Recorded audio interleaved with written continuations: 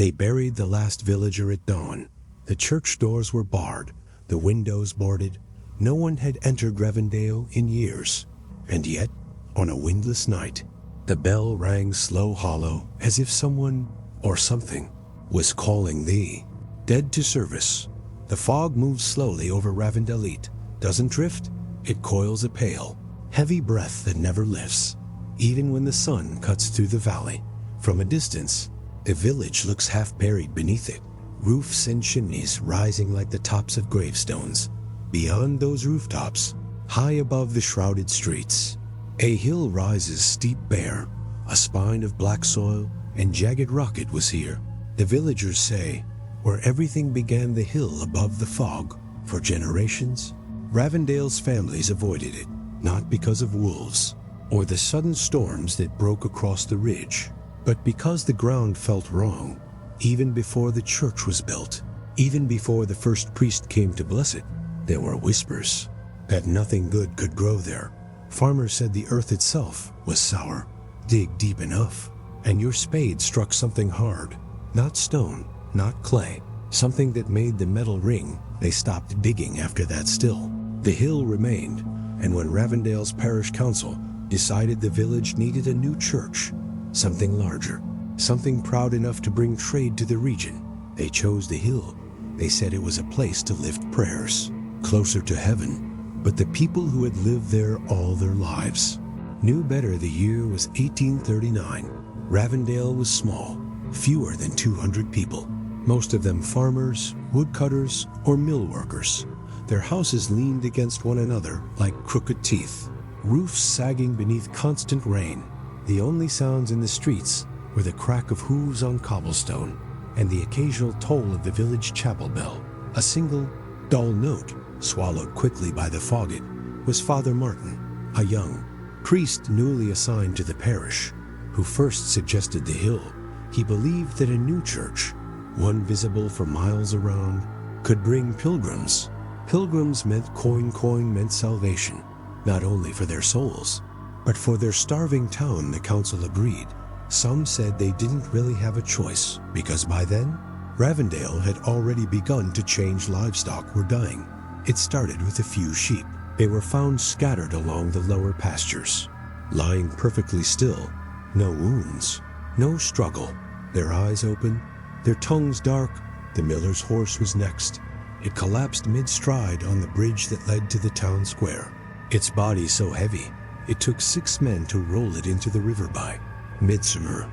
Nothing born on Ravendale's soil survived longer than a month. The villagers began whispering about a sickness, others about a curse.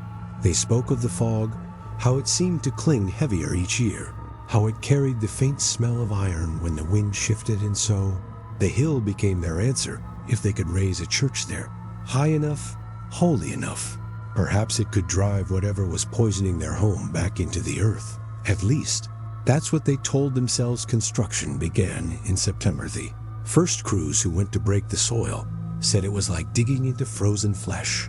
Dirt came up in clumps, slick and black, refusing to scatter like ordinary earth. The deeper they dug, the colder the air grew, even as the sun burned overhead. One of the laborers, a man named Elric Dobbs, refused to go back after the first week. He told the foreman that his spade had struck something beneath the soil, something hollow, and that when he put his ear to the ground, he swore he could hear breathing. They laughed at him, paid him half his wages, and sent him home by October. The foundations of the church had been laid, but the trouble only worsened that night.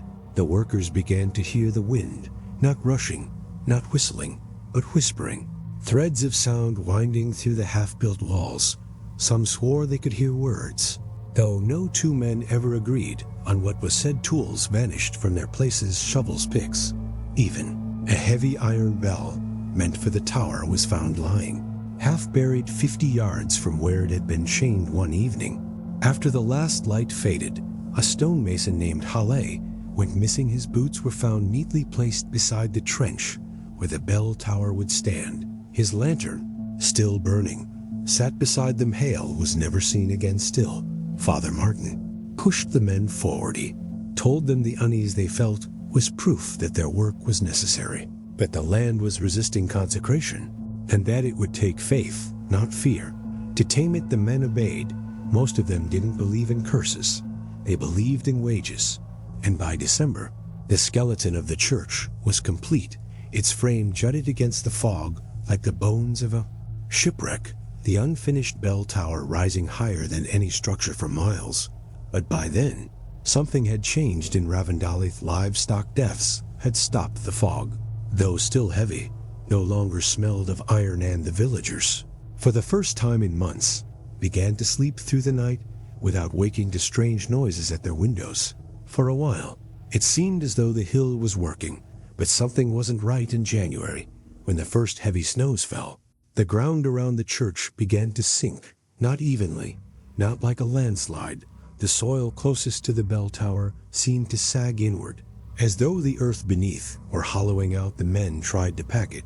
They filled the sinking ground with stone, with rubble, even with timbers, but nothing held by morning. Every attempt had been swallowed one night. The foreman, irritated by the delays, stayed on site past midnight to keep watch. He said he wanted to catch the men he suspected of sabotaging the work. What he heard instead was the bell that hadn't yet been hung. It rang once, a low, mournful tone that echoed through the snow-laden air. The foreman swore he saw the ground around the tower ripple when it struck. He left Ravendale the next morning. He didn't take his wages by February. Father Martin could no longer find workers willing to climb the hill. They said the fog up there tasted metallic again. They said the snow melted too quickly, sinking into the earth like water into ash. But the council, desperate, broke, and bound by the money already spent, hired replacements, men from other villages, men who didn't know the stories. And so, the bell tower continued to rise stone by stone. It reached higher, its skeletal form vanishing into the mist like a finger pointing at a gray. Indifferent sky villagers kept their distance. Even those who once championed the church now crossed the street when they passed the path leading up to the hill, because at night, the bell rang again. No one ever saw it move. No one ever found the clapper struck, but always, at the same hour, a single note rolled down into the fog, so deep it seemed to tremble the windows of their homes. And each time it rang, the dogs in the Asylum village began to howl. It was then that the older residents, those who remembered the stories their grandparents told, began to speak again of the curse. They said the hill had always been a place of burial, not for bodies, but for something older, something no one in Ravendale could name. One woman, the widow Ashcombe, told Father Martin that her grandfather once swore he'd seen the ground move there. Not like a quake, not like wind. She said he believed something beneath the soil shifted when people lingered too long. Father Martin dismissed her. He told her the church was for her protection, that once the first Mass was held, no fog, no superstition, no old wives' tales could harm them. But the widow only stared at him. She didn't return to her home that night. The next morning, she was found at the foot of the hill. Her body was twisted, as though every bone had given way. There were no footprints leading to where she lay, not even her own. The council tried to keep it quiet. They told the villagers it had been an accident, that she'd likely fallen in the dark, but no one believed them. Not when the path to the hill was flat, straight, and clear of ice, and when the bell rang that night, louder than ever before. Some said they could hear something beneath it, not words, not a voice, a rhythm like a second sound, pulsing beneath the note, as though the hill itself were answering in march. Construction slowed again and vanished. Not many, but enough that the crews began to keep count. They stopped going up alone. They stopped staying after dusk. By now, the church was nearly finished. Only the upper chamber of the bell tower remained incomplete. The chamber that would hold the very bell that had begun to toll on its own. Father Martin wrote to the diocese, asking for a blessing to be performed. Before the tower was sealed, he said he feared the land was still resisting, that its unrest could threaten the consecration. The letter was sent. No one ever came. And so, the workers placed the final stones themselves. The tower reached its full height. cutting through the fog like a spear on the last day of construction as the final scaffolding was taken down. The men gathered in the nave to rest. The air was still then. Without warning, the bell rang 3 times low, slow, each note rolling out over the valley like a distant warning. The men dropped their tools.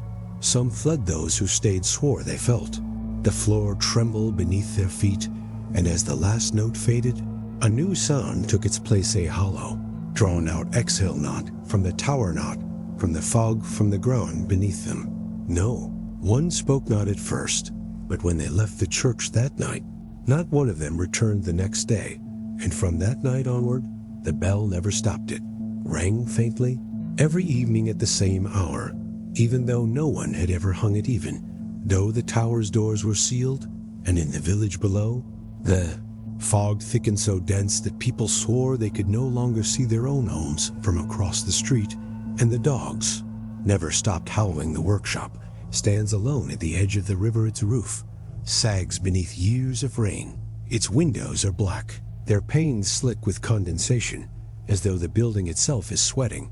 The water below runs slow, dark, heavy with silt.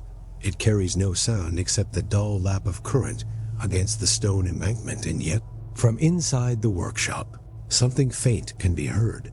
The strike of hammer on metal, steady, reluctant, each blow landing like a heartbeat. For nearly 10 years, no one in Ravendale had heard that sound. The bell maker's name was Silas Drew, a broad-shouldered man in his late 50s, hair the color of ash, hands marked with deep, blackened scars from years at the forge. He had not taken a commission in almost a decade, not since the bell he cast for a small riverside parish down the coast, a bell that was never hung. The villagers there had buried it, sealed in a pit of lime, after claiming it had disturbed something in the water. They never spoke of what exactly had surfaced, only that 3 bodies, people they recognized, had been seen drifting near the river's bend, but they had been buried months before. After that, Silas swore he would never cast again. He shuttered his forge. He lived alone, and he avoided the river at all costs, except to fetch the buckets of silted water he used to cool his tools. When Ravendale's council approached him, he refused outright. They offered gold, board, even a contract exempting him from tithes for life. He shook his head, told them his work was done, and then they told him where the bell would hang, the hill above the fog. The council spoke of its purpose, of how it would sanctify the land, how its toll would carry beyond the valley, a sound so pure it might sweep the lingering sickness from the soil. Silas stared at them. He said nothing, but the next morning, his forge was lit for the first time in years. No one in Ravendale knew what changed his mind. Some claimed he had been threatened. Others said he had debts. A few whispered that he didn't want to do it, but something on that hill wanted him to. Whatever the reason, by the week's end, the sound of his hammer echoed over the river. The bell he cast was unlike any other in the region, taller, thicker, its body a dark, almost oily bronze that seemed to drink the light from the forge rather than reflect it. The clapper was heavier than a man could carry alone. Carved with deep, deliberate grooves, Silas never let anyone near it while he worked, not even his apprentice. A boy of 17 named Rowan Pike was permitted to step beyond the threshold. Rowan said Silas worked through the night, whispering under his breath as he shaped the molten metal, as though reciting a prayer or an oath. And Rowan noticed something else. The closer the bell came to completion, the quieter the river grew by the final night. He swore he could not hear the water at all. The day the bell was finished, Silas did not emerge from his workshop. Rowan returned at dawn to find the forge cold, the great bronze bell resting on its cradle. Silas was gone, his bed untouched. The only sign he had been there at all was a note pinned to the wooden frame of the bell's yoke. It was written in a shaking hand, the ink blotched as though it had been smudged by damp fingers. It read, "It will not ring for the living." The council had little choice. They hired 6 men to drag the bell by cart up the winding path to the hill. The work took 2 days. The wheel ruts gouged deep scars into the frozen road, marks that remained long after the snow thawed in spring at the top. The unfinished tower waited. The workers refused to carry the bell up the scaffolding. They left it at the base, chained to the foundation, muttering prayers under their breath as they descended back into the foreground, too frightened to remain. Alone with it, followed no one stayed on the hill that night. At midnight, the bell rang only once. The sound rolled down through the fog, carrying all the way to the River Rowan. Lying awake in his cot near the forge, swore the note was so deep it made the walls shudder. He pressed his hands over his ears, but still felt the vibration in his chest, as though the sound was not passing through the air, but rising from beneath the ground. The river outside, still and black, began to ripple the next morning. Silas's body was foundy, lay face down at the water's edge. His fingers sunk deep into the wet silt as though he had tried to claw his way into the riverbed itself. His face was pale, lips parted, his expression locked somewhere between shock and a faint, twisted smile. There were no marks of violence, no water in his lungs, but the soles of his feet were burned, the skin blackened, cracked, as though he had been standing barefoot on the iron grate of his forge. No fire had been lit that night. The council buried him quickly. They told the village it had been a heart attack. They told Rowan to collect his master's tools and leave town, but by then, no one cared about Silas Drew. They cared only about the bell, because since it arrived on the hill, the dogs would not stop barking. The fog, once silent, now carried a faint hum at night, a vibration low and constant that seemed to come from everywhere at once. And though the bell had only rung once, people began to swear they could hear something else. Not a note, not a toll, but a faint, rhythmic throb like a pulse 2 nights after Silas was buried. Rowan returned to the forge. He said he couldn't sleep, that the sound was worse in his room, that the walls seemed to tremble every time the wind shifted. He stood at the edge of the river, listening to the slow lap of the current. That's when he heard Ida's single, heavy breath rising from the water, not the splash of a fish, not the groan of shifting ice. A breath, drawn and held, released. Rowan stumbled back. He ran through the fog until his lungs burned. By the time he reached the forge, the sound had stopped.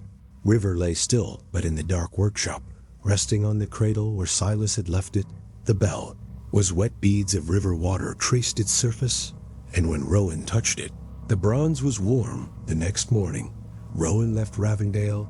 He didn't pack his things. He didn't speak to the council. He told the miller's son, the only person he trusted, that the bell was wrong, that it had never been meant for the living. The boy asked him what he meant. Rowan stared at him and said only one thing. Silas didn't make it to be wrong. He never returned that night.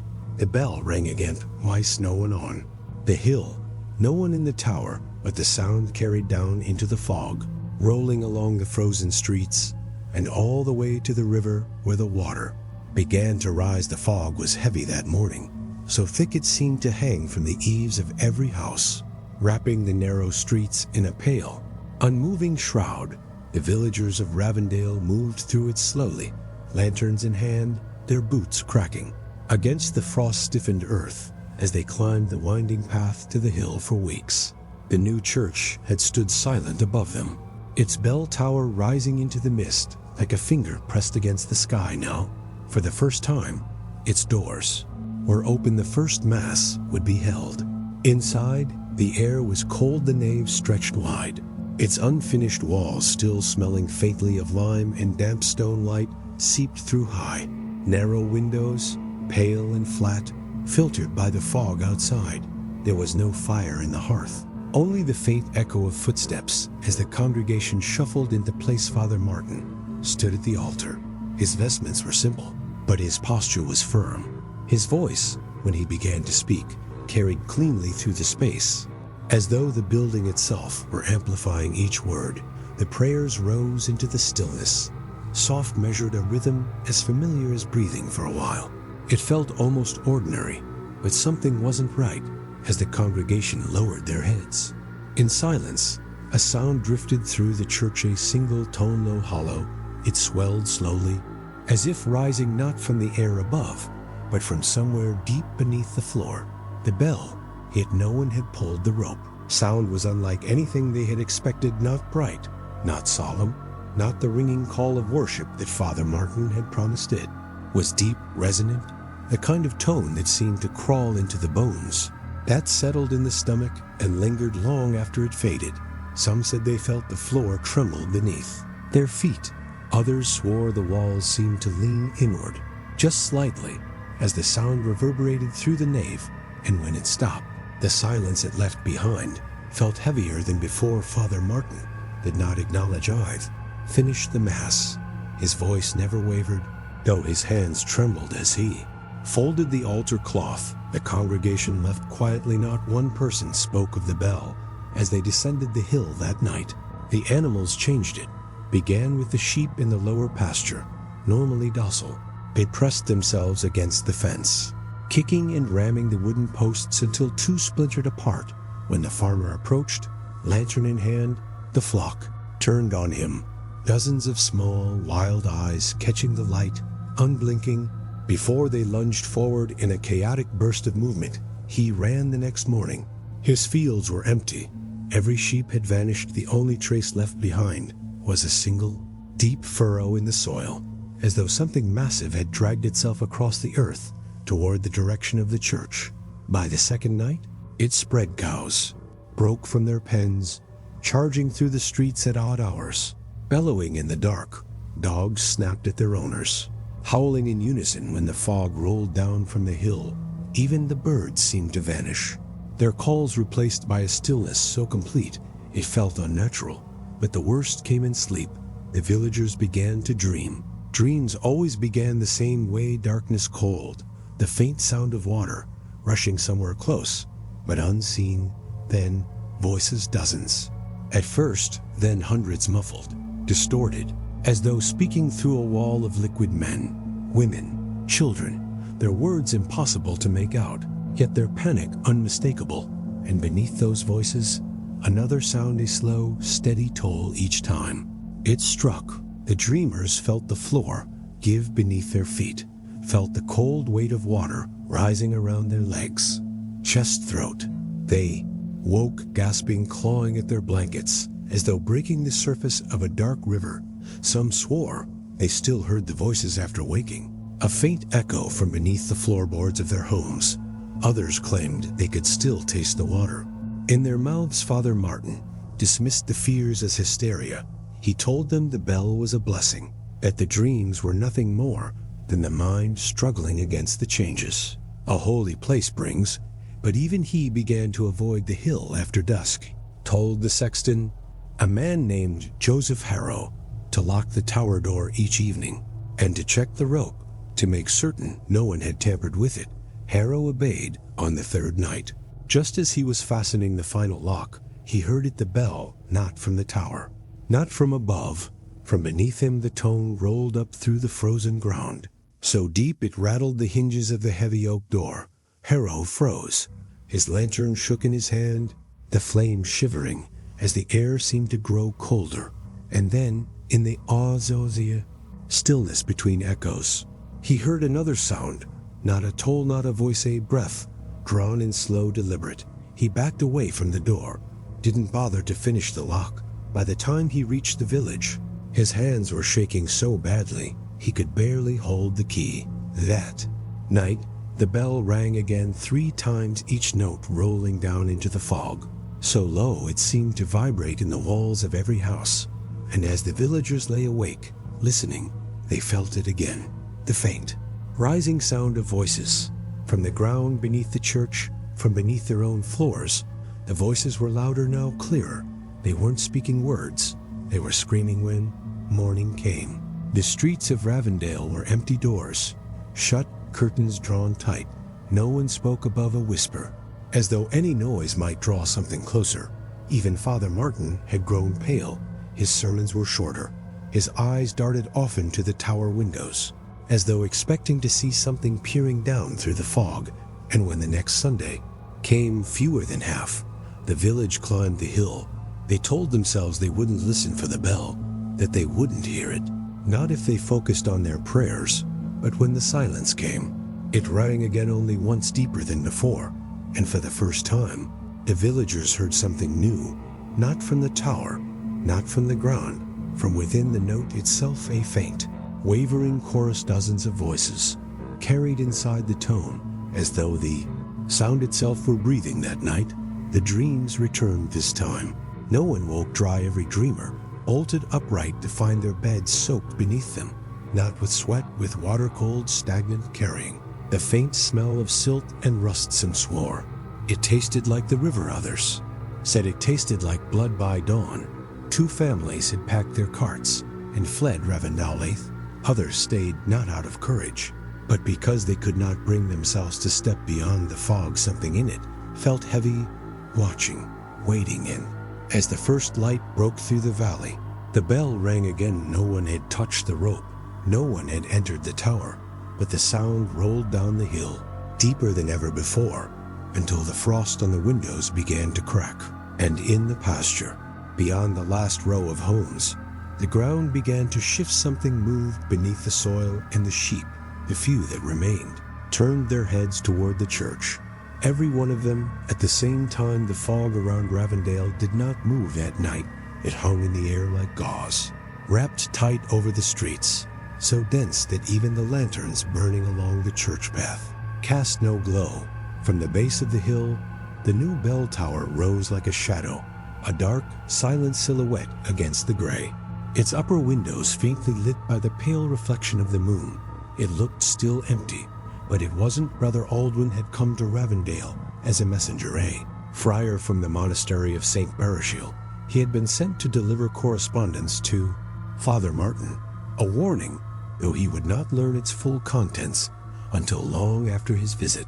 By the time he arrived, most of the village had withdrawn into their homes, curtains drawn, doors barred against the fog that had grown thicker by the day. Aldwin found the church easily enough. Its heavy wooden doors stood shut, the path deserted, the tower looming high above. Silent as a crypt, he had not planned to stay, but the fog rolled in behind him so quickly, swallowing the road back to the inn, that he decided to shelter inside until morning. It was then, standing at the base of the tower, that he noticed the light, a faint, flickering glow. It bled through the slats of the shutters in the belfry high. Above, the sort of light a lantern might give, but warmer, softer, moving in uneven waves, as though carried by unseen hands. At first, Aldwin assumed workers had remained behind. Perhaps the bell, which had been ringing on its own for weeks, was finally being inspected. But as he waited at the heavy oak doors, listening, he heard nothing. Not voices, not footsteps, not the scrape of tools against stone, only a low hum in the air, a vibration, too faint to name, that seemed to gather around the base of the tower like a living thing. And that's when he saw them, figures faint, motionless, standing behind the glass of the belfry windows. Their shapes were blurred by distance and fog, but their stillness was unmistakable. A small group, heads bowed, shoulders drawn in, as though listening. They did not move as Aldwin approached. They did not turn toward him, though the snow beneath his boots crunched loud enough to echo. When he called up to them, his voice was swallowed by the fog before it reached the tower, and still they did not stir. Aldwin felt a chill run through him, not from the air, which was already bitterly cold, but from the strange uniformity of their posture.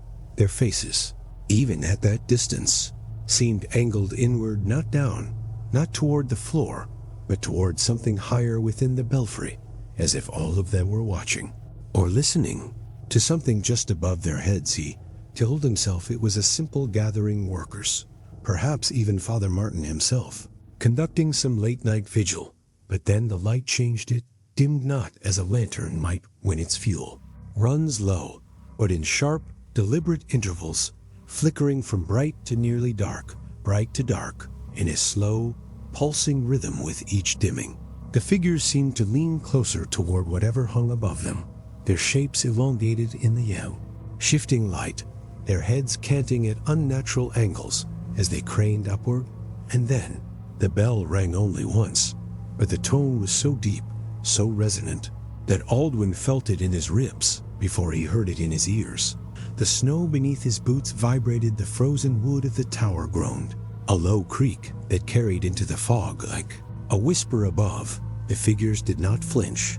They did not startle or move instead. As the echo faded, Aldwin saw their heads tilt even farther back, their faces vanishing completely into shadow as they lifted their chins toward the unseen source of the sound. And though he could not hear voices, he felt something, a pressure, a subtle weight in the air, as though a sound too low to register was pressing against the inside of his skull. He stumbled back from the base of the tower, his breath rising in short, frantic bursts. The fog shifted then, curling low to the ground in slow, deliberate waves.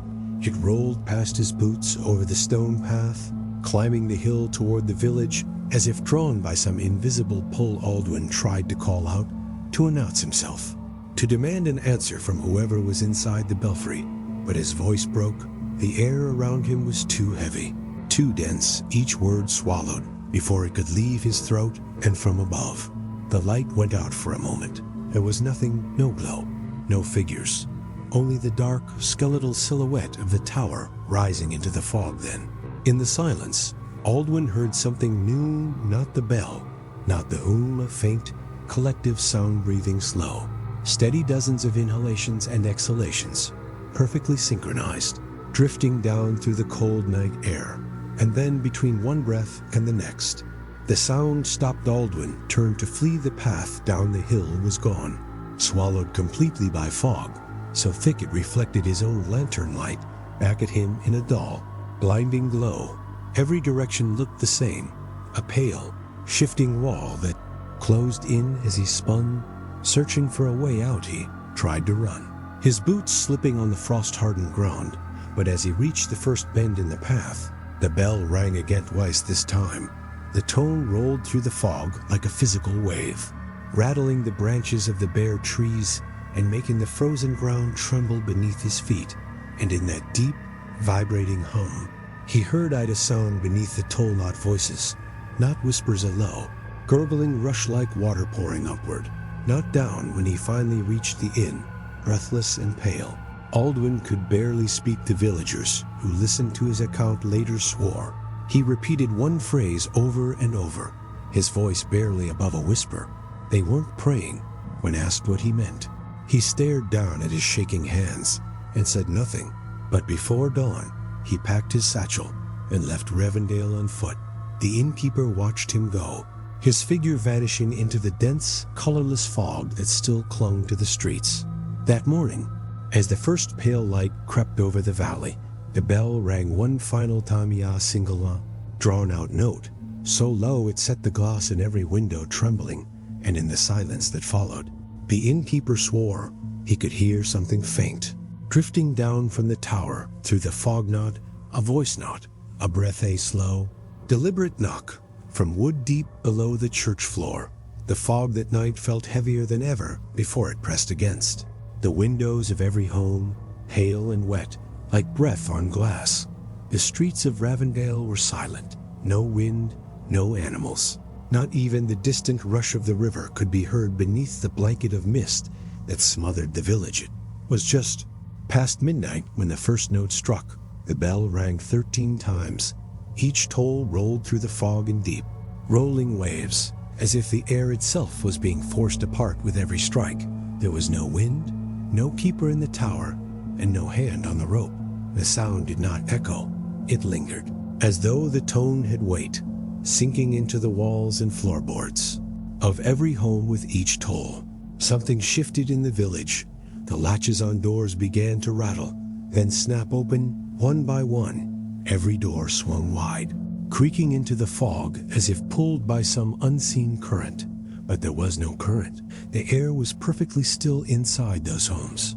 People woke to the sound of wood splitting, to cold drafts crawling down their hallways, to the distant, unbroken sound of the bell. Some tried to close their doors, forcing them shut against an invisible resistance that felt less like wind and more like something holding them open. Others didn't make it that far.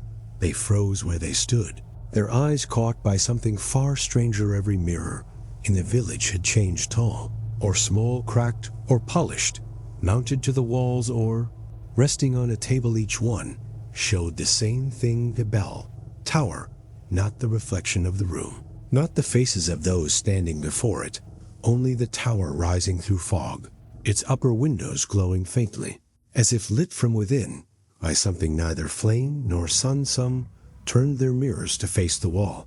It didn't matter. Reflection remained. The tower hovered in the glass, unmoving, fixed in the same pale light. No matter which direction the mirror was turned, children screamed. One family, desperate, covered every reflective surface they could find: plates, metal basins, even the slick, frost-touched panes of their windows. But as they worked, a sound rose. Beneath the toll of the bell, a faint, distant murmur, voices not from outside, not from the air, from the mirrors themselves. The voices were not distinct, not words, not language, but a sound like dozens of mouths whispering just below the surface of the glass. Those who listened too long claimed they could feel something in their chest begin to sink without a rhythm, slow, steady throb, like a pulse. And then, on the ninth toll, the mirrors changed again. The tower was gone. The glass now showed only darkness. But in that darkness, faint shapes began to move, shadows fluid and indistinct, drifting as if suspended in water. They twisted and writhed, their outlines faint, their movements too slow to be fully seen. One villager, too frightened to look away, leaned closer to the fully mirror, and that's when he heard a breath drawn from somewhere deep within the glass. Cold, wet air rushed outward, fogging the surface of the mirror and filling the room with the smell of stagnant water. The villager stumbled back, clutching his throat, his chest tightening, as though the breath had been pulled from him instead. The mirror cleared. The tower had returned, but now the upper windows were dark by the 13th toll. The streets of Ravendale were empty. Not a soul dared to step beyond their thresholds, though the doors still gaped open, creaking softly on their hinges as the fog pressed through. Every opening in 4 homes, no lights burned at all by dawn. Those homes would be found empty, beds left unmade, fires burned low to ash, doors standing wide as if the families had walked out in the night and vanished into the mist. The only trace left behind in each was a single object placed neatly at the center of the floor, a mirror in the first house. The mirror faced the doorway. Its glass was dark, faintly rippling, as though a thin layer of water had formed over its surface.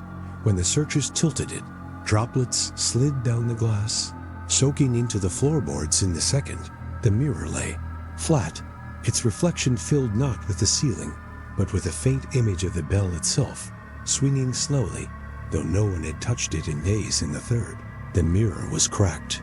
From the fractures, a faint hum emanated, almost too low to hear. Those who leaned close claimed the vibration ran up through their teeth and into their skulls, a sound that stayed with them for hours after leaving the room. And in the fourth, the mirror was gone entirely. Only a faint, wet outline remained on the wooden floor. The boards darkened as if something heavy and soaked had rested there for hours. Father Martin ordered the mirrors collected and locked away in the church cellar. He told the villagers it was a test of faith, that the bell's toll was a reminder, not a curse, that the disappearances were the work of fear itself, not some force stalking them from the fog. But even he would not climb the tower when asked why. His answer was quiet, uneven. "There's something up there," he said. "Not the bell, not people." When pressed, he shook his head, his eyes fixed on the hill beyond the fogged glass of the rectory window. And as he spoke, the bell rang again. Only once that single note carried farther than before, down through the streets, across the frozen fields, all the way to the river, where the ice that had crusted over its surface began to splinter, thin cracks spreading outward like veins from the center. Villagers stood still, listening, and beneath the note, they heard something faint, not voices, not whispers, a sound like wood bending slow, deliberate, from somewhere deep below the church floor. The fog never lifted that morning. By dusk, the searchers sent to find the missing families had not returned. There, lanterns left burning on the path were found toppled in the snow, their flames extinguished, their glass slick with condensation as though pulled from the bottom of a cold river. The only sound in the village, as night fell, was the faint hum that had begun to rise again, low and constant, from somewhere beneath the hill, and just after midnight.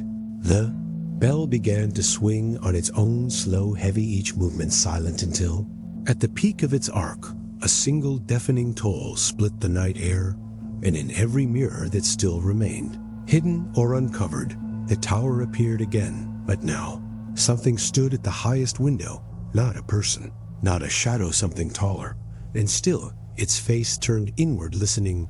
The rectory was colder than the air outside its windows, fogged and rimmed with frost, let in no light. The candles, though lit, burned weakly, their flames trembling as though a draft moved constantly through the room. But there was no draft. The doors were sealed, the shutters bolted. Father Marin sat at his desk. His ink had begun to freeze in the well, congealing into a sluggish, dark pool, but still he wrote. The pages of his journal had grown uneven, not neat, not the measured hand he'd been known for, but slanted, urgent strokes, the words running together as though he feared the ink would stop flowing before he finished. And outside, through the fog, the bell tower waited. The entries begin. Simple Marin writes of the fog, of the way it hangs lower now, seeping into the streets even in daylight, pooling along the gutters and drifting into homes through the smallest cracks. He notes the birds first there, absent by late winter. Their calls had vanished entirely, leaving the skies and trees empty. No crows on the rooftops, no sparrows in the hedges. He writes that the silence settled him more than the bell itself. The world feels hollow. He notes, like a place after a funeral, when the last mourner has left. But something wasn't right in a later entry. His tone changes. He describes the water, the taste not of iron or rot, but ash, as though a fire had burned somewhere upstream, leaving only the faint, dry bitterness of soot behind. The villagers, he writes, refuse to drink it. They have begun to collect snow instead, melting it over their hearths, even as their wood piles dwindle. Marin notes that he can no longer taste the difference, that everything, water, wine, even bread, carries that same faint flavor now, lingering on his tongue, no matter what he eats or drinks. And at night, he says, it seems to rise into the air, leaving the rectory thick with the scent of something burned long ago. The next pages are shorter. The handwriting grows erratic. He writes of the sermons of a voice, soft and close, whispering his words just before he speaks them. He has searched the pews, stood in silence, listening for any sound beyond the creak of the beams or the shifting of the fog outside. But each time he resumes, the whisper resumes too, always a half breath ahead, as though the sermon is not his own, but something repeating itself through him. One evening, he writes of waking to find his breath visible in the rectory, not because of the cold, though it is always cold now, but because his breath does not rise. It sinks, each exhale falling toward the floor, as though drawn down by something beneath the wooden boards. The ink here is smeared, the lines trail off, restarted, then broken again, as though his hand shook while writing. He ends that entry with a single line, they are not beneath us, we are above them. By the second week, his words are shorter fragments. He writes of hearing the hum in his sleep, low and constant, a sound that vibrates in his teeth and bones. He says the fog outside moves differently, now not with the wind, but with purpose, as though it is listening. And then there is one entry where the ink has bled so deeply into the page, it nearly tore through. I heard it in my chest tonight, not the bell, not the voices, something waiting every time it swings. Something stirs, not calling us to prayer. The final entry is dated 3 days later. It is only one line. The ink is darker than the rest, thicker, as though the pen had been pressed into the paper with enough force to nearly break it. It is not calling us to prayer. It is calling us to feed. The journal was found by Joseph Harrow, the sexton, 2 days after Marin disappeared. The rectory was empty, the hearth cold, a bed untouched. The ink still pooled on the desk where his pen had fallen. Harrow noted that the door had been locked from the inside. The shutters too. There were no footprints, no signs of struggle, only the faint sound of the bell swinging above, its chain creaking softly in the night air. Though no toll came, when Harrow brought the journal to the remaining villagers, most refused to read it. Those who did said the pages carried a faint, ashen smell, as though the paper had been held above a smoldering fire. One page, the final entry, seemed warm to the touch when held close. Some swore they could feel a faint vibration running through the paper, a pulse that quickened as the bell swayed in the tower above. And that night, the bell finally rang again, only once, but the note lasted longer than any before, rolling through the village in a single, unbroken tone that seemed to stretch for minutes, vibrating through the walls, into the floors, into the soil itself. Thickened the houses groaned, and in the rectory, where Father Merrin had written his final words, the ink well tipped over, not from any hand, not from a draft. It simply slid from the desk, as though nudged by something unseen. Spilling dark, sluggish ink across the final page, the words vanished beneath the spreading black, and in the silence that followed, Harrow swore he could hear a faint sound rising through the floorboards. Beneath his feet, not the hum, not the toll chewing. The storm began just before dusk. The wind came first, howling low through the valley, driving the fog into frantic spirals that scraped along the rooftops. Then came the rain, not in sheets, but in thin, needling bursts that carried silt and grit, turning every street into a thin, black slurry. Graveyard sat on the hill, just beyond the church. The soil there was shallow, packed tight by frost and stone. But by midnight, the ground began to shift. The graves did not flood. They opened by morning. The rain had stopped. The fog had not. It lingered thick, clinging to the skeletal branches of the trees and curling low over the crooked headstones. The first to see it was Elias Braun, a farmer walking the ridge for a fallen fence post. At first, he thought the storm had washed the earth away, that the soil, saturated and loose, had simply collapsed. But as he moved closer, his boots sinking into the soft ground, he saw the truth. Every coffin was gone, not broken, not splintered. The lids had not been pried off. The boxes had not been dragged whole from their resting places. The graves themselves were hollow, dark, yawning cavities in the soil, each lined with deep parallel grooves that raked down the sides like claw marks. Each set of grooves led upward. Braun followed them, not far, only a few yards before the grooves joined into wider tracks. The churned earth climbing the slope toward the church. The paths were precise, direct, as though whatever had made them had. No need to wander, no hesitation about where it was going. At the base of the hill, where the grass turned to the first stretch of stone path, the tracks simply stopped. No prints, no drag marks, only clean, wet stone, slick with runoff from the rain. Braun stood there for a long time, staring at the church above, and that's when he heard it, the bell. It rang once. The sound rolled down the hill in a low, shuddering wave, setting the puddles along the path to trembling. Braun's chest tightened. The air felt heavier, as though the note was pulling it from his lungs. And then it rang again inside the village. People woke to the sound. Some counted the tolls, fearful it would climb to 13 again, as it had weeks before, but it stopped at 2 too deep. Drawn-out notes that left the windows humming long after the clapper. Fell still. Those who lived closest to the hill swore they felt the vibrations in their walls. Plates trembled in cupboards, nails creaked in their beams. One woman, clutching her child by the window, said she could see the fog outside pulse in rhythm with each toll like a lung breathing by daylight. Word had spread of the graveyard. Dozens of villagers gathered on the slope, boots sinking into the soft, black earth, staring down at the emptied holes. Some prayed, others cursed. A few began to dig, certain the storm had simply washed the coffins deeper into the hill. But there were no coffins to find. The grooves in the soil were clean, precise. The walls of each grave raked with the same long, deep furrows, as though something had gripped the earth itself and pulled its way upward. Not one of the disturbed plots showed a sign of wood or bone only. The empty holes and the grooves always leading toward the church. Father Merrin was gone by then. It was Joseph Harrow. The sexton who led the others to the steps of the tower. He tried to open the door. The hinges groaned, but held the iron latch. Though not locked, felt fused in place, as though the wood had swollen and sealed itself against the frame.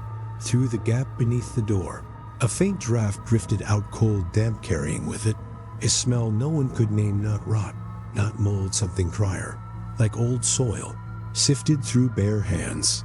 The villagers left before dark. No one dared to stay near the church once the fog began to thicken. The graveyard, once a place of mourning, felt hollow, now empty, not just in the ground, but in the air itself. That night, the wind did not return. The fog hung still, and in the stillness, the bell swayed. No one saw it move. The windows of the belfry were dark. The shutters latched tight, but those awake in the village below swore they could hear the chain strain, the faint creak of its wooden frame, bending with each slow arc. It did not ring that night, not until the hour before dawn. Then, as the first gray light began to seep over the ridge, it tolled twice more, too deep.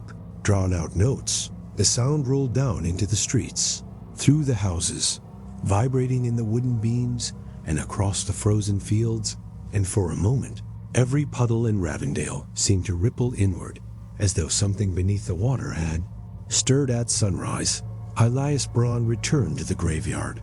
The fog was thinner now, clinging in wisps around the headstones. Every grave was still empty, but the grooves in the soil had deepened overnight, not new ones. The same tracks, as though whatever had clawed its way out had come back and gone beneath again. Bran told no one what he saw when the others arrived. He said only that the graves had been left as they were, that nothing new had changed. But that evening, alone in his home, he sat at his table long after the sun had set, staring at the dirt caked on his boots, and in the silence of his kitchen, he heard a faint, distant hum, not from the hill, not from the air, from beneath the floorboards. And just as he leaned closer, pressing his ear to the wood, the bell tolled once more, not twice, not 13, once, long enough for the sound to vibrate up through the ground, into his ribs, into his skull, and beneath that single drawn-out note, he heard another sound, not voices, not whispers, the faint, wet drag of something heavy being pulled through soil. The church stood like a shadow in the fog. Its walls, streaked with damp, glistened faintly in the pale moonlight, each stone blackened by weeks of wet and cold. The bell tower loomed above, the wooden frame groaning softly with each sway of the wind. Though the air around it was still inside, every candle had been lit. The nave was filled with survivors, the last in Ravendale, who had not yet fled or vanished. Families huddled in the pews, their faces pale, their breaths clouding in the cold air. Despite the heat of the flames, the doors had been barred from the inside, chains pulled taut across the heavy wood planks nailed into the stone frame until no gap remained. But something wasn't right. They had gathered at dusk under the direction of Joseph Harrow. It was his idea to hold a final mass, to pray, to demand deliverance, to end whatever had gripped Ravendale before another family vanished into the fog. Some believed it, some only came because they feared the alternative, to be alone when the bell rang again. They whispered as they waited. The fog outside clung to the windows, pale and unbroken, pressing faintly against the glass, as if drawn to the light. Every now and then, someone swore they heard a faint, low beneath the floor, but no one spoke of it. The candles burned low as the hours passed. Harrow led them in prayer. His voice trembled, breaking often, his words echoing strangely in the still air of the nave. There was no wind outside, no movement beyond the shifting of the flames, but the echoes lingered, faint and delayed, as though something in the rafters above was repeating him. A breath behind it grew colder as the night deepened. Some pulled blankets over their shoulders.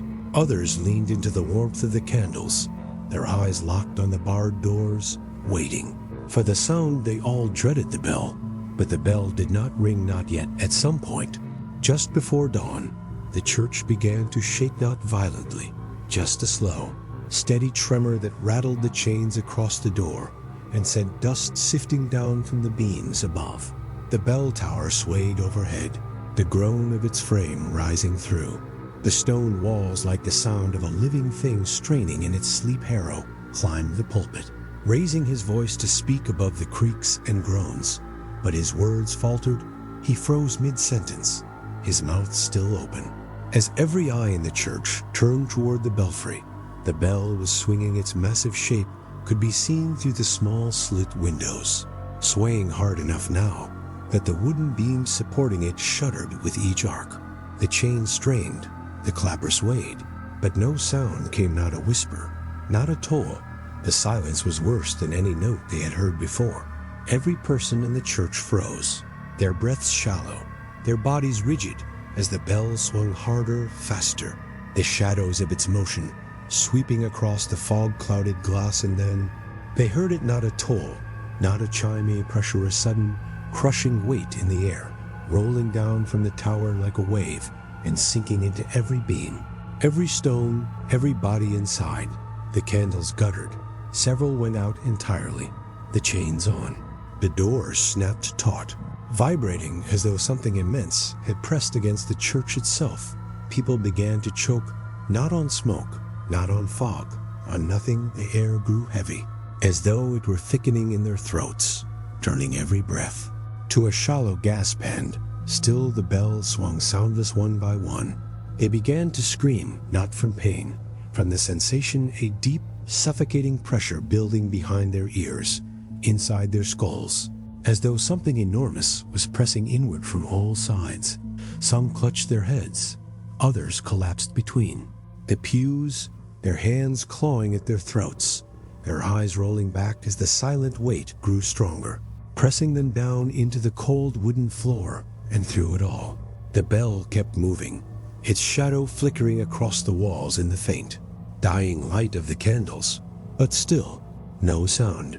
Harrow tried to lead another prayer, his voice cracking into a hoarse shout, but the words were lost before they left his mouth. Not silenced, swallowed. The sound of his voice seemed to vanish in the air, as though the weight itself devoured every syllable before it could reach another ear. He stumbled from the pulpit, falling to his knees, his eyes bloodshot, his lips moving though no sound escaped. The others writhed on the floor, their mouths open in silent screams, their faces pale, their eardrums straining as veins rose beneath their skin. And just as the first light of dawn broke through the fog, the bell stopped. The silence that followed was total. No creak of the frame, no rattle of the chains. The fog outside seemed to settle, its pale mass no longer pressing against the windows. The church stood still for 3 days. No one entered. The doors, still barred, stood cold and unmoving as the village around them emptied entirely. No animals, no voices, no sound but the faint creak of the tower above. Now still once more. When they finally broke inside, they found the pews filled. Every survivor sat slumped forward, their mouths agape, their bodies frozen in the positions they had fallen there. Eardrums had burst, each face was pale, the lips tinged blue, the throats marked by faint bruises where fingers had clawed for air. The candles had burned to stubs, their wax pooled and hardened across the floor like frozen tears. Not a single mark of struggle remained, only the faint, lingering smell of ash in the air, heavy and dry, clinging to the stone as though the walls themselves had burned. And in the belfry above, the bell swayed once more, just enough to creak the wooden beams. Still no sound, but that night, those who had dared to enter swore they heard something, not from the tower, not from the fog, from beneath the church floor, a sound like wood bending, and then a slow, wet drag, as though something enormous was still moving, waiting for the next mass. The sky above Ravendale was gray when they came for the church, not with storm clouds, not with fog, just a flat, lifeless light that washed every rooftop and tree in a colorless pallor, as though the world itself had gone still. The diocese arrived at dawn, 2 wagons of men, each carrying oil, torches, and a writ marked with a single order: erase at the survivors. Those who hadn't fled to the far villages stood behind their shuttered windows, watching in silence as the doors of the church were pried open and the last traces of wax and ash within were swept into the street by nightfall. Only the bell tower stood the wood dry, the frame groaning softly in the evening wind. But something wasn't right. They doused it with oil buckets thrown against the blackened stone, splashing down into the dead grass below.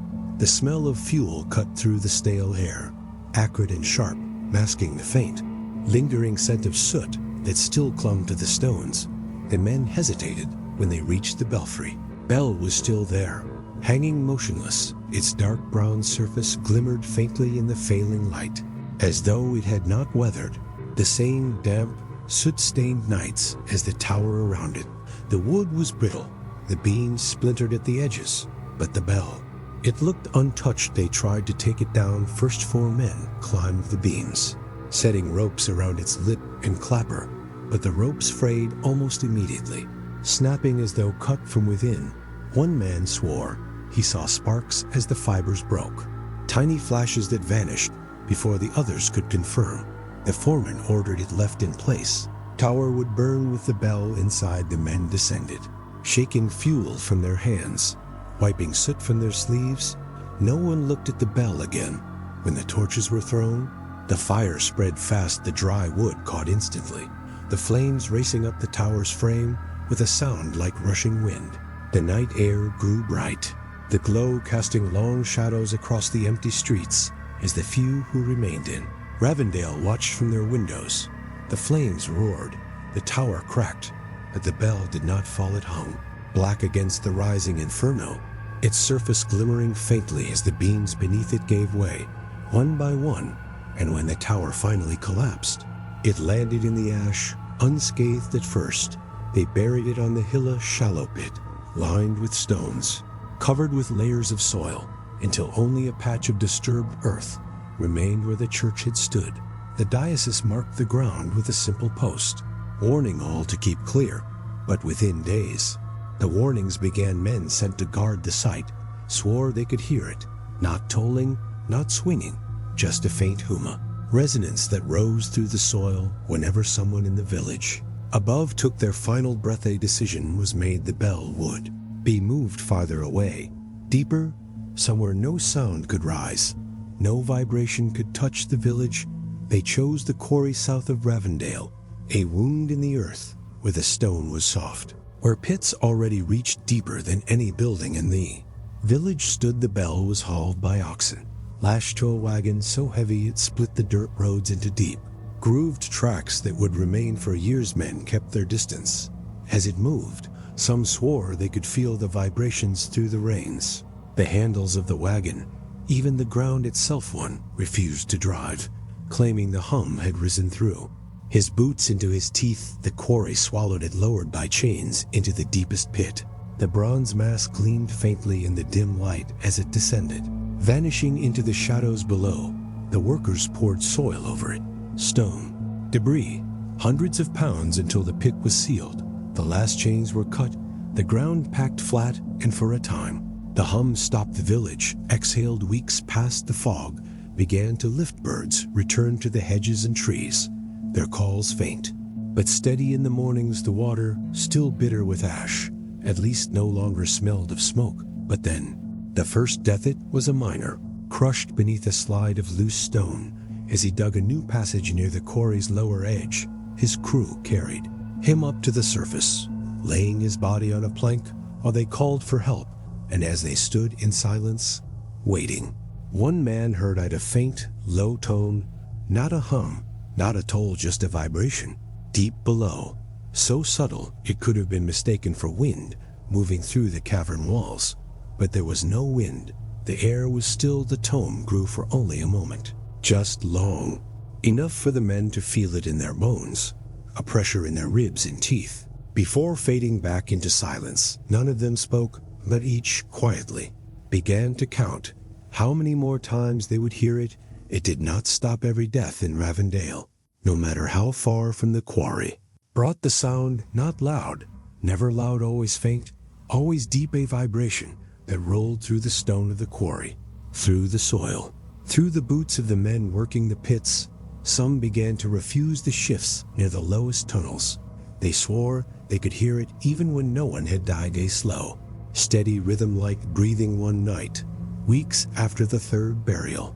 Near the village, a crewman reported seeing dust rising from the sealed pit knot, stirred by wind drawn upward, as though something below had exhaled. The others laughed, told him it was settling soil, a trick of the lamplight, nerves fraying from the long shifts and the hum. But when he returned the next day, he found the ground cracked a thin, jagged line running from the edge of the pit to the quarry floor. The diocese sent no one.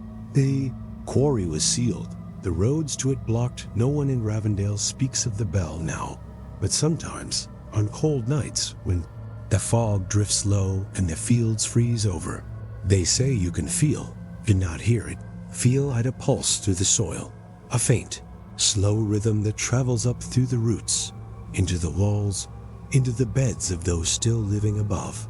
And when the breath of the village goes still, the rhythm changes. One long, drawn-out note rising through the ground, like a voice held just beneath the earth, waiting for the next death. The hills around Ravendale are quiet now. The fields where the fog once hung are overgrown. The stone walls collapsed, the paths swallowed by moss and briar. The village itself is little more than scattered foundations, blackened stones and half-buried beams where homes once stood even. The birds avoid the air above it only. The wind moves here slow, thin currents that whisper through the dead grass and stir the fallen shingles that litter the ground. But something wasn't right, hikers. Say the silence is never complete, not at first. There's always a faint sound, just beneath the surface of the quiet, not the wind, not the shifting of trees, something deeper, hollow tone, distant, pulsing like a slow heartbeat through the soil, comes when no one is speaking, the moment their voices fall still, the moment their boots settle on the uneven ground. The tone begins at first. They say it feels like nothing more than a trick of the earth, a vibration running through the roots, the kind of resonance a body might mistake for its own pulse when standing too long in one place. But then, the air changes, the tone sharpens, faint but clear, carrying a pitch just high enough to hum in the teeth, to press faintly against the eardrums. It is not loud, it is not sudden, it just is, and once it starts, it doesn't stop the ground where they say it's strongest. Is not marked in no headstones, no remnants of the church, no sign of the quarry entrance that once swallowed the bell, only a hollow, concave stretch of earth, packed with gravel and dead leaves, where even the weeds grow sparsome. Who've stood there swear they can hear something beyond the tone, sound so faint it might not be there at all. Footsteps always the same pattern, slow, even measured, not approaching, not retreating, climbing, as though something or someone is ascending a stairwell just beneath the ground. Each step soft, deliberate, landing in rhythm with the low, humming tone that rolls through the earth. The sound does not grow louder, it only continues until the tone shifts. The hikers who've stayed long enough to hear it say the shift is worse than the sound itself. The tone drops, hollow, empty, like a bell being struck underwater, the note spreading not through the air but through the bones, sinking into the chest and throat until breathing feels unnatural. No one speaks when it happens, not because they don't want to, because they can't. Air itself feels suspended. Every sound, even the smallest, seems to vanish. Boots scuffing on the dirt, wind slipping through branches, the faint rasp of a coat's fabric, all swallowed before they reach the ear. The only sound that remains is the toll, one long, deep note, so low it feels more imagined than heard, does not fade quickly. It lingers, rolling through the earth as though something below is holding the clapper, pulling the sound out until it feels stretched thin, ready to tear. Some claim the footsteps stop. When the note begins, others swear they don't.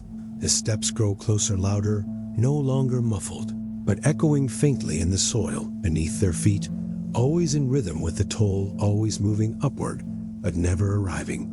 Those who leave and speak about it after describe the silence afterward as worse than the sound itself. The toll stops. The ground falls still, and for a moment, the world feels hollow. The wind doesn't move, the branches don't sway. The earth itself feels brittle, as though one step too heavy might fracture the surface and open something that was never meant to be uncovered. Most leave quickly, some do not. There are stories of those who linger, people who wait, standing in the center of that concave ground. There, ears ringing with the fading hum, long after the tone itself has ended.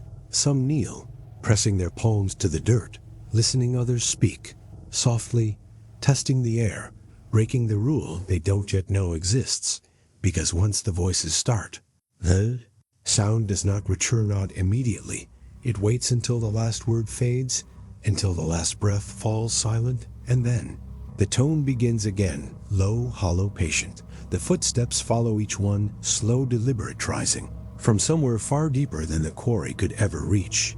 And though no one has seen what waits at the top of those steps, they all describe the same thing, the sound of the last toll cutting off. How finish it is, though whatever was climbing has finally stopped right beneath them. And in that silence, when the ground feels thinner than it should, when the air feels colder than the wind could ever make it, they swear they can feel it. Not a sound knot, a tremor, just the faint rhythmic sway of something enormous waiting for someone to speak. Oh, it can ring again. Some believe the bell never rang for the living, that it was forged not to summon prayer, but to call the dead to gather,